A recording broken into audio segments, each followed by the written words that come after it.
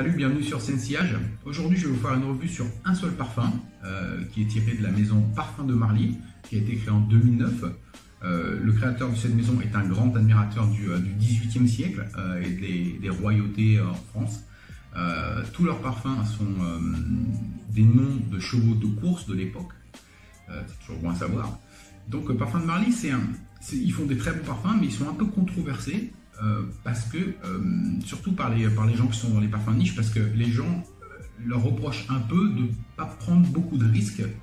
Ce que je peux un peu comprendre, parce que, par exemple, je vous donne un exemple, Letton, c'est un parfum de Marly qui est très connu, c'est probablement le parfum le plus connu. C'est une sorte de version niche de Hugo Boss Boss Bottled Intense, pour moi.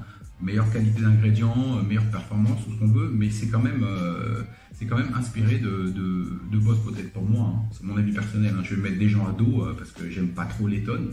Je préfère Letton exclusif. Mais voilà. Donc après, les gens qui critiquent, je pense qu'ils n'ont pas essayé tous les parfums de Marly.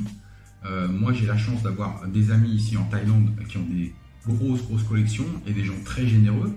Donc je vais vous mettre une photo. Les parfums de Marly, j'en ai une vingtaine, plus de 20 en sample. Et j'ai mes 2 bouteilles à moi. Et donc j'en ai essayé et je peux vous dire qu'il y en a, ils sont pas faciles d'accès. Genre Hamdani, Q1, Nicean ou Acaster. C'est des parfums qui sont pas si faciles que ça. Donc je pense qu'ils en ont un peu pour tout le monde. Donc dans leur collection, il y a 33 parfums à l'heure actuelle. J'en ai essayé une bonne partie. Et un de mes préférés, c'est celui que je vais vous présenter aujourd'hui, c'est Hérode. Il fait partie de mon top 3 des parfums de Marly. Donc Hérode, il a été créé en 2012 par Olivier Pêcheux, qui est un très bon parfumeur. Hein. On connaît Olivier Pêcheux, bien sûr. Donc ce parfum, je ne vais pas vous dire toutes les notes, je vais vous les énoncer, je vais vous les énumérer quand je vais le sprayer au développement. Donc je vais vous mettre les notes sur l'écran, vous allez voir par vous-même. Donc Hérode, ce parfum, c'est un parfum qui est sucré, qui est très chaud, qui est parfait pour des occasions un peu spéciales, on va dire. C'est un truc très facile à porter, mais on va y revenir. Donc je vais commencer par... bon déjà les bouteilles parfums de Marly, elles sont fantastiques. C'est des bouteilles vraiment très belles bouteilles, très lourdes, avec des bouchons métal, tout métal, avec des détails, vous voyez, les parfums de Marly ici gravés, vous avez toujours les chevaux là, ok. Donc je vais le vaporiser, ils ont des super sprayers aussi, donc je vais vous dire exactement ce qu'il en sort.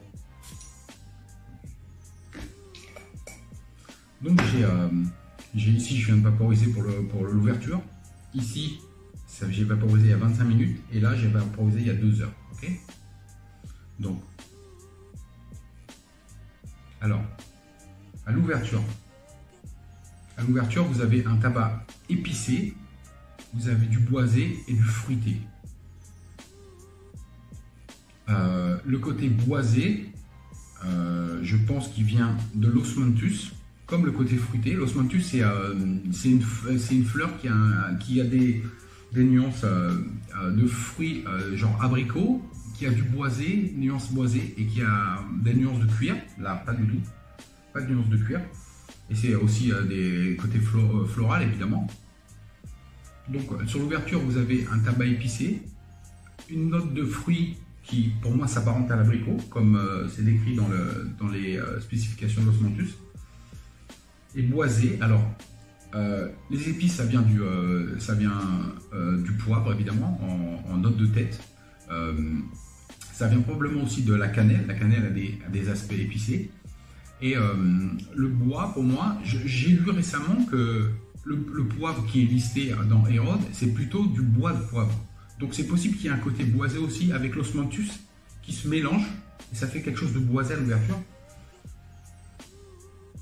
Alors il y a des gens, j'ai vu des gens, ils trouvaient qu'à l'ouverture il y avait un côté médicinal que moi je trouve pas du tout. Quasiment pas, Donc, ouverture, tabac, épices, bois et côté fruité. Ok. Après, une dizaine, quinzaine de minutes, la fragrance change. Ok? Donc là, ça fait 20-25 minutes que je l'ai. Et là, on va trouver le tabac qui monte. Le tabac épicé, il monte. La note d'abricot fruité, elle n'est carrément plus là. Alors le tabac, ce tabac-là, c'est un tabac qui est très fin, un tabac doux et sec. Sec, exactement. Donc vous avez le tabac qui remonte en intensité. Et là, vous avez la vanille qui vient se mélanger à ça. Donc la vanille, elle vient se mélanger à ça. Et dans Hérode, c'est une vanille qui est, comment dire, qui est très crémeuse. Ouais, c'est ça, crémeuse, on va dire. Une vanille crémeuse, épaisse. Et je pense que ce côté crémeux et épais vient aussi un peu de l'osmanthus, qui a un côté, qui peut avoir un côté laiteux. Je suis pas sûr que ça vienne de là. Mais et donc après, petit à petit, pas encore là parce que ça fait pas assez longtemps, mais après, petit à petit, vous avez le tabac qui descend un peu et la vanille qui monte en intensité. D'accord? Ça se croise comme ça. Ok? Et là, au moment où le tabac descend un peu, vous avez la cannelle qui rentre en jeu. Ok? Et la cannelle, c'est une cannelle très sucrée qui va s'apparenter à un dessert à la cannelle, complètement. Il garde les épices, il a toujours les épices, il a le poivre, il est toujours derrière, le tabac est toujours là, mais un peu en retrait. D'accord? Et on peut clairement sentir la qualité de la vanille. C'est une vanille de très très haute qualité, vraiment. Et cette vanille crémeuse, ça me fait penser un peu à... Comment vous expliquer? Cette vanille crémeuse, un peu épaisse, ça me fait penser à de la danette. Vous voyez, de la danette, les desserts danette à la vanille. Ça me fait penser à ça. Et là, à ce stade, quand ça fait plus d'une demi-heure que le parfum il est sur vous, l'ouverture, j'ai encore le... Quand ça fait un moment que le parfum est sur vous, il prend, parce que c'est sucré, hein, c'est quand même sucré, la cannelle avec cette vanille, c'est assez sucré, et donc ça prend une direction un peu gourmand, vous voyez? Ça va un peu dans le territoire fragrance gourmande. Donc là, j'ai le dry down après, excusez-moi, des fois j'emploie des mots anglais, après, ça c'est le milieu, hein. Donc au milieu, on résume, au milieu, vous avez, au début du milieu, vous avez le tabac qui monte, avec les épices, qui est plus prominent, et la vanille qui vient se mélanger, ok? Et au bout d'un moment, le tabac baisse un peu, la vanille monte un peu, et la cannelle vient englober tout ça. La cannelle, c'est une cannelle vraiment sucrée, avec la vanille crémeuse, le mélange, c'est fantastique. Et donc ça vous fait un côté vraiment gourmand. On va pas rentrer dans les détails, ça rentre pas directement dans les vraies fragrances gourmandes, mais ça en est pas loin. Et donc là j'ai le Let Dry Down. Okay. Avant de vous parler du Let Dry Down, je vais vous parler de deux notes qui pour moi sont essentielles dans cette fragrance. La première c'est l'ISO E-Super. Alors l'ISO E-Super c'est une molécule synthétique. Comment vous expliquer? C'est une molécule synthétique qui peut avoir des côtés boisés, ambrés et musqués en même temps. Ça dépend de comment elle est traitée. Dans ce cas-là, l'ISO E-Super qu'il y a dans Hérode, il a quasiment tous ces aspects. D'accord? Et la deuxième note, c'est la note de cyste. Le cyste, c'est un petit arbuste qui donne des fleurs roses et des fleurs blanches. Et le cyste, il peut avoir des aspects ambrés et cuirés. Je vous dis ça avant d'arriver au dernier stage, parce que la fragrance dans son ensemble a un côté très ambré.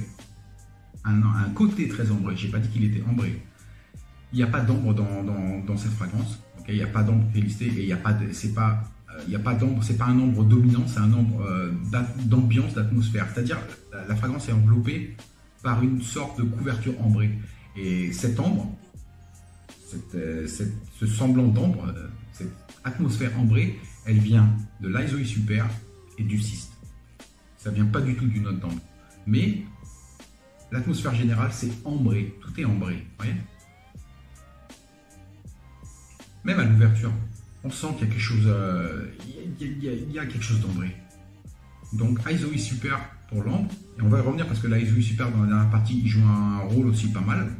Et donc le cyste. Okay, donc là, ça fait à peu près 2 heures. Alors, après dans ce Light Dry Down, après 2 heures, vous avez quelque chose d'assez surprenant qui arrive. Il y a un côté frais qui vient. Alors ce côté frais, il vient de l'huile de cypriole et du cypriole et du vétiver. Ce vétiver, c'est pas un vétiver terreux, trop earthy, comme on dit en anglais. Okay, c'est un vétiver qui est assez clean et frais. Là, je pense que l'Isoe Super mélangé avec le bois de cédar, il donne un côté boisé aussi sur cette fin. Enfin, sur cette fin. C'est ça qui va rester plus qu'autre chose. Hein. On a toujours le tabac, mais il est toujours un peu derrière. Vous voyez, il y a toujours les épices, le poivre et probablement la cannelle, le petit épice de cannelle aussi. Et on va trouver du musc. Moi, je pense que c'est pas listé, mais je pense que c'est du musc blanc parce que c'est un musc qui est très soyeux. Et je pense que l'Isoe Super, avec son côté musqué, vient aussi combiner avec le musc blanc, je pense. Donc, pour résumer, ouverture, tabac épicé, un petit côté fruité. Pour moi, c'est l'abricot de l'osmanthus. Deuxième partie, le tabac au début de la deuxième partie qui monte. Ok. Et puis à un moment donné, la vanille arrive, ils se mélangent tous les deux et ils commencent à se croiser. Vous avez la cannelle aussi qui arrive. Cette cannelle qui est très très très sucrée. Mais je vous assure, la qualité de la vanille, elle est terrible. Et donc là, sur le dernier stage, vous avez un côté frais qui arrive, vous avez toujours un côté boisé, le côté poivré qui est toujours là, le tabac qui est derrière.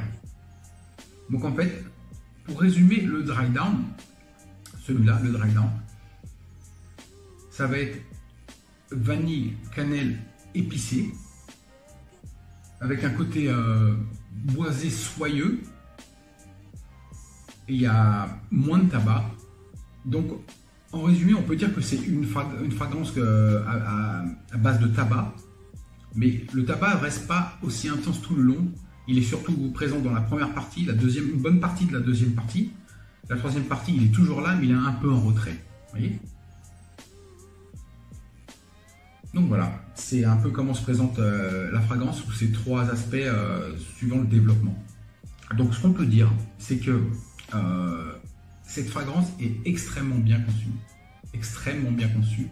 Le mélange, la balance sont exécutés à la perfection. Et comment dire,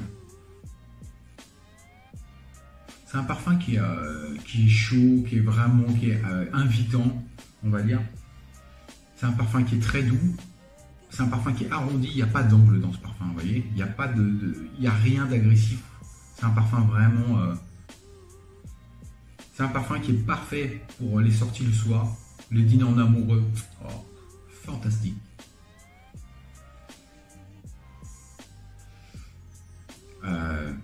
C'est un parfum qui sent vraiment, qui fait moderne, qui fait très très moderne. Ok. Les performances, j'ai pas encore parlé des performances. Les performances, vous allez avoir facilement 8-10 heures de longévité avec 2 heures de super projection. Ok. Ça laisse un très beau tirage aussi. Groupe d'âge, il n'y a pas de groupe d'âge. Ce parfum, on peut le mettre de 20 ans à 80 ans, sans problème. Ok.